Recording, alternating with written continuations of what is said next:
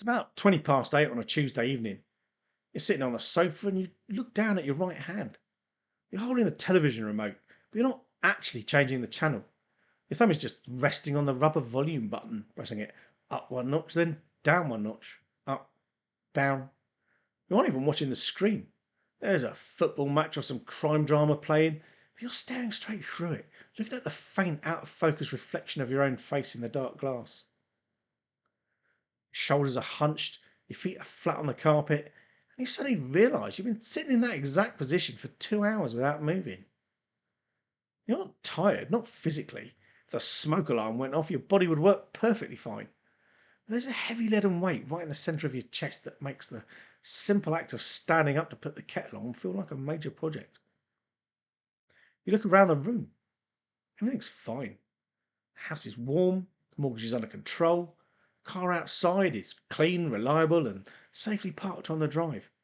You've achieved exactly what you spent the last 30 odd years working for: total, predictable safety. And somewhere along the line, without really noticing it, you went emotionally numb. When we were 25, the enemy was chaos. It was not having enough in the bank to cover the rent, or driving an old hatchback with a slipping clutch, or wondering if we'd ever land a proper job that paid a steady wage. We spent decades trying to escape that chaos. But look at what that victory actually looks like now. And honestly, it's much quieter than people imagine. You walk into the supermarket on your way home and you don't even look at the aisle signs anymore. You walk a pre-programmed route directly to the chopped tomatoes and the specific brand of pasta you've bought for 12 years. Choosing a different one requires a micro dose of mental energy you just don't want to spend. You buy the exact same pre-packed sandwich at lunchtime, the one you don't even particularly like, simply because it removes one single decision from your afternoon. Then there's the social side of it, the part we don't really talk about because it feels slightly embarrassing. Bloke you've known for 15 years asks you on a Monday morning what you did over the weekend, and you find yourself pausing. You open your mouth and you genuinely can't remember. You have to mentally check your phone's calendar just to verify that Saturday actually happened. You end up mumbling something like, "Oh, just the usual, you know how it is," because the truth feels too bleak to articulate properly. You did nothing, saw no one, and made no memories. And this is where something starts to shift. Not dramatically, quietly. The phone rings on a Saturday afternoon. It's an invitation to go out or meet up for a coffee. And before your brain has even processed who's calling, your mouth has already manufactured the excuse. "Ah, sorry, mate. Tied up with a few bits around the house today." You're not tied up. You're sitting in the kitchen staring at a half empty mug.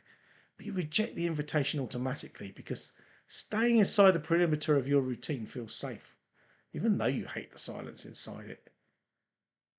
You're watching yourself become entirely predictable in real time, and you quietly hope no one else is noticing. This is the pressure shift, the realization that makes you sit up a bit straighter.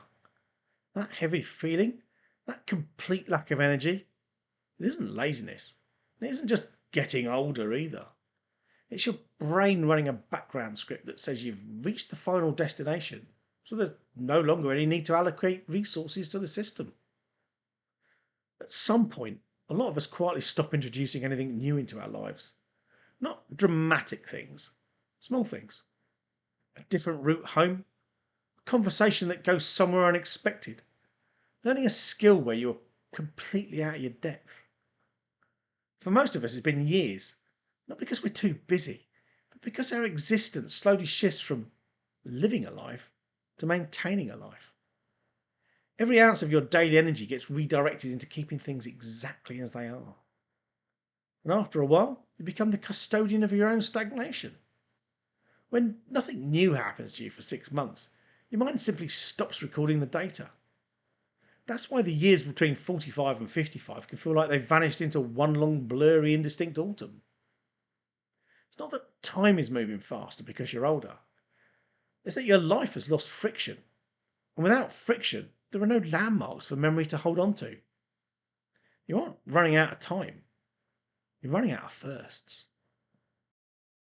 The temptation here is to think we need a massive high drama overhaul. That's the classic midlife cliche, isn't it?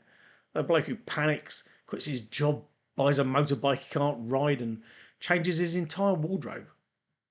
But that's just a loud performative reaction to a very quiet internal problem.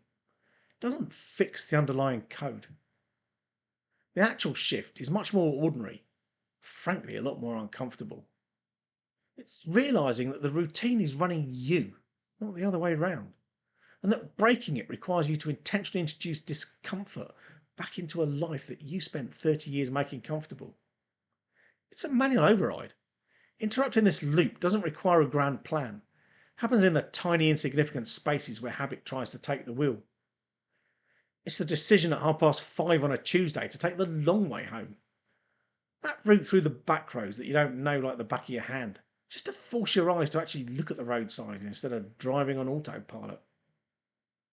It's walking into a bookshop, bypassing the thriller section that you always buy from, and picking up something that has absolutely nothing to do with your life or your job, just to make your brain pass unfamiliar data.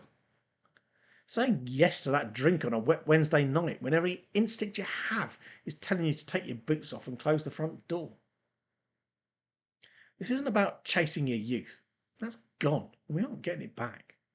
It's not about hunting for adrenaline either. It's simply about refusing to let the concrete set around your feet while you're still standing. It's about putting enough variance into a standard 7-day week so that when December arrives, the last 12 months don't look like a single highly compressed file that you can't open.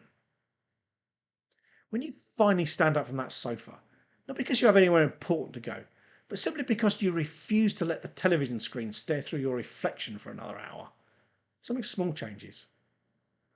Walking to the end of the road in the cold, drizzling rain doesn't give you an adventure. It just gives you proof. It's a quiet demonstration to yourself that the routine is just a habit, not a prison sentence. And that's the strange thing about modern life. Most men our age don't break down dramatically. They don't have a massive crisis that everyone notices. They just slowly stop introducing anything new into the system. They automate the days to protect themselves from the stress, and they watch the world through the glass. Then one day they look up and realise 5 years disappeared without leaving a single mark.